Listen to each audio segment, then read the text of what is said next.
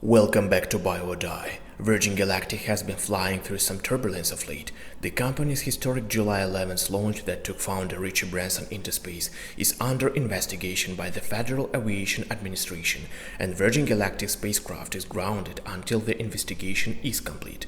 That's obviously bad news for the company, and the stock has fallen as a result. But on Wednesday, Susquehanna analyst Charles Minervini wrote that Virgin Galactic hopes the FAA investigation will be resolved quickly, saying the company sees a path toward flying its first commercial mission within a month.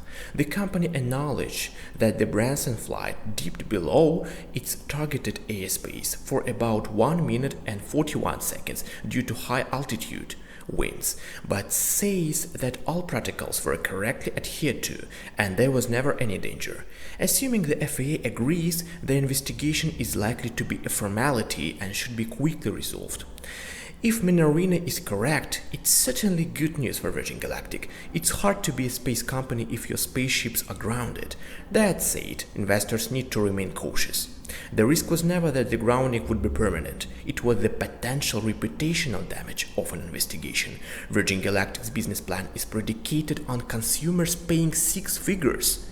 Don't forget it, 6 figures to briefly experience weightlessness, and closing that sales requires a pristine reputation for safety. Shares of Virgin Galactic are down nearly 50% in the month since the Branson flight, as investors try to balance the exciting potential of space tourism with the difficult realities of the business. Until Virgin Galactic is regularly flying paying customers into orbit, caution is warranted.